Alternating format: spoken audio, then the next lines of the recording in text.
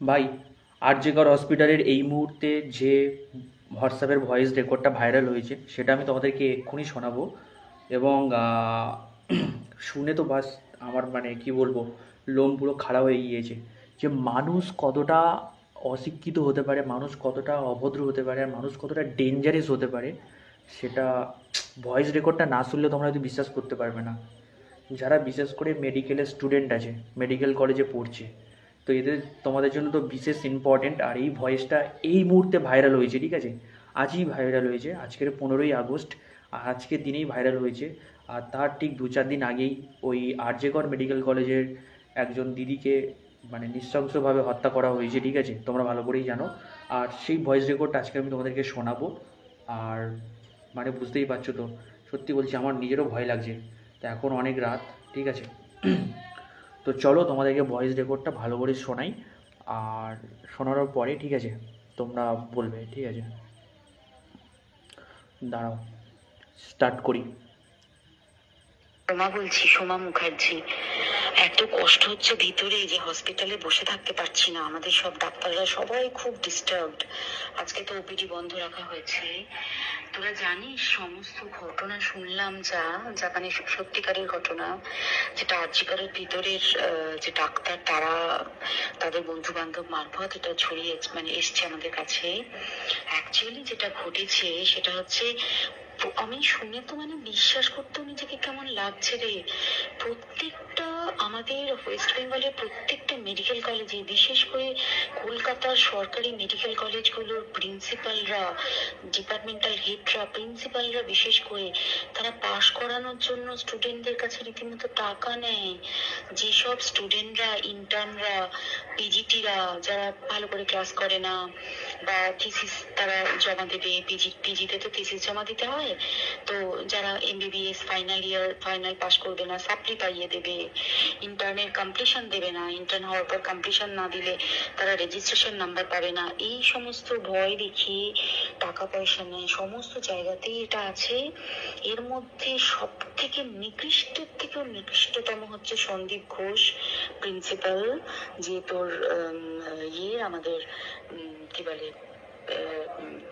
RG Kar medical কলেজে।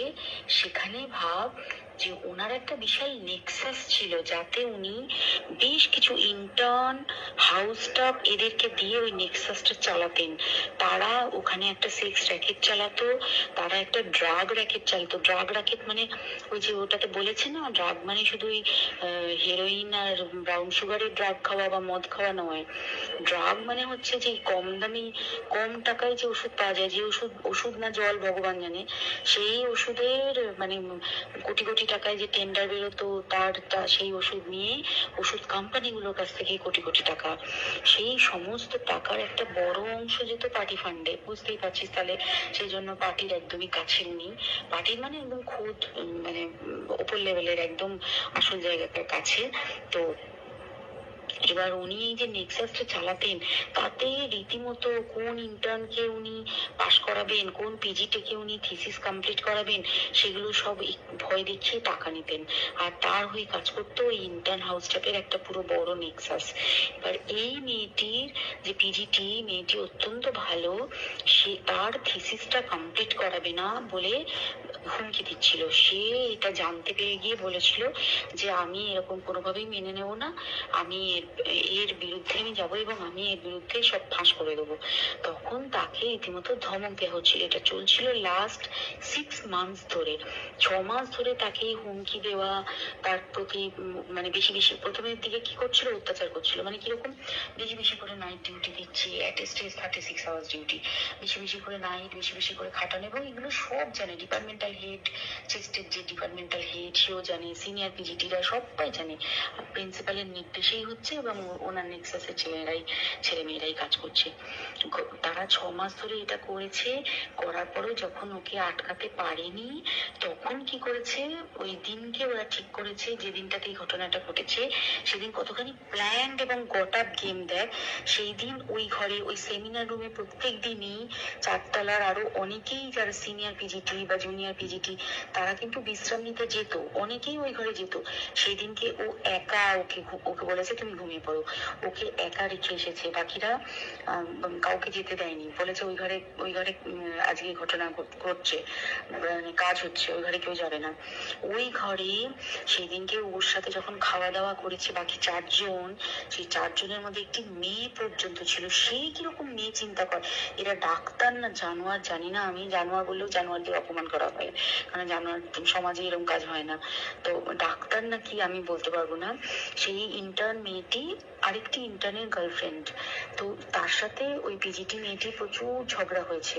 ঝগড়া হওয়ার পরে তারা তো হুমকি টুমকি দিয়ে চলে গেছে, দিয়ে তারা বলেছে তুমি ঘুমো। এবার ও তো আর জানে না, ভালো মনে শুতে এসেছে।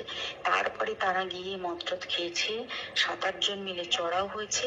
এবং তোরা জানিস যে প্রথমে তার হাত দুটোকে দুপাশে 2 জন ধরে রেখেছে, এবং সেই কাজে সেই মেয়েটিও সাহায্য করেছে, ইন্টার্ন মেয়েটি। 2 জন ওকে পা দুটোকে টেনে জরাসন্ধের মতো ছিঁড়ে ফেলেছে, মানে ছেঁড়ার মতো করে টেনেছে, যাতে পেলভিক বোন ভেঙেছে, কলার বোন ভেঙেছে, মানে কি বিপর্যস্ত, মানে বিধ্বস্ত, কি নৃশংস অত্যাচার করেছে। ওকে উল্টো দিক করে শুয়েছে, পিঠের ওপর দিয়ে বুট পরে হেঁটে গেছে, মাথাটাকে এমন থেতলেছে যে মানে স্কাল ফাল রাপচার হয়েছে।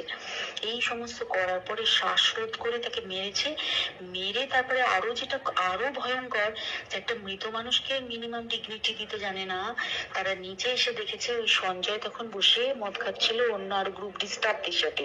সঞ্জয় ছেলেটা হচ্ছে তার কাটা সঞ্জয় বলতে ওরা, ওকে বলে ফল গাই, মানে ওর একটু ওইসব আলুর দোষ আছে, ও যত্রতত্র যখন তখন প্রস্টিটিউট এলাকায় যায়।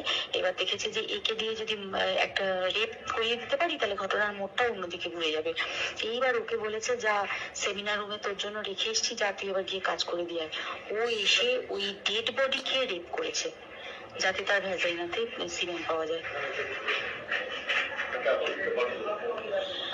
তো এবার এই হচ্ছে, প্লিজ আমি নাম করে ফেললাম সবকিছুই, কতজন আমি যে নামগুলো পাঠিয়েছি এই সব ডাক্তাররা, এরা সব জড়িত জানিস, কিন্তু কেউ কোনো প্রমাণ নেই। প্রমাণ লোপাটের জন্য সেদিনকে ওই ইন্টার্ন এবং ডাক্তাররা যে ওইখানের যে বাথরুমটাতে হাত পা ধুয়েছে, রক্ত ধুয়েছে, সেইটাকে তাড়াতাড়ি প্রমাণ লোপাটের জন্য ওই দেওয়ালকে ভেঙে দিয়ে তার মানে ওই বাথরুমের জায়গাটাকেই ভাঙতে হচ্ছে ওদের, ওখানে নাকি ওরা রুম বানাবে।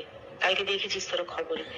আর বেশি বলতে পারছি না, মানে তোরা তো সবাই প্রোটেস্ট করিস, আমরা তো আমাদের দিক থেকে করছি, কিন্তু কিছুই হবে না, পুরা দেশে কিছুই হবার নেই, শুধু ভেতরে ভেতরে গুমড়ে গুমড়ে কষ্ট পাওয়া। আর আগামী প্রজন্মের যে ডাক্তাররা বেরোবে, তারা যে ইন্টার্ন বা পিজিটি বা যাদের কাছে আমরা যাব ভবিষ্যতে, তারা কি ডাক্তার না কি আমি জানি না, কি নিয়ে তাদের কাছে আমরা যাব, আর কি করেই বা আমাদের পরের প্রজন্মকে আমরা সুরক্ষিত রাখবো।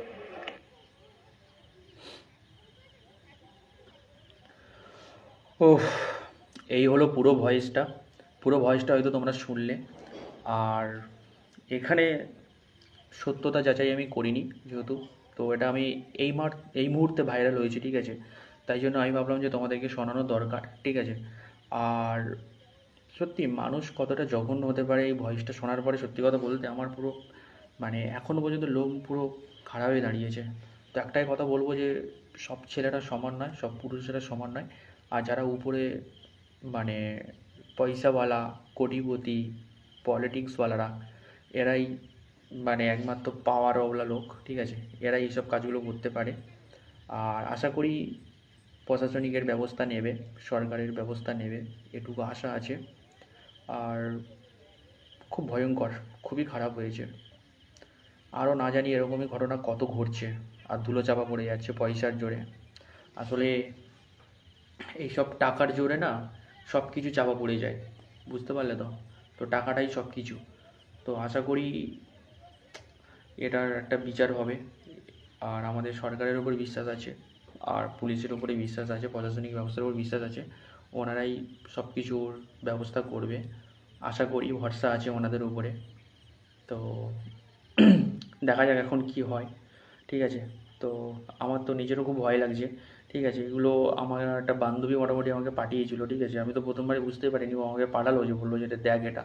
তো এটা দেখার পরে আমি জাস্ট মানে মানে কী বলবো, মানে প্রচণ্ড হারে আমি ভয় পাচ্ছিলাম, ঠিক আছে, যে মানুষ সত্যি কতটা ভয়ঙ্কর হতে পারে।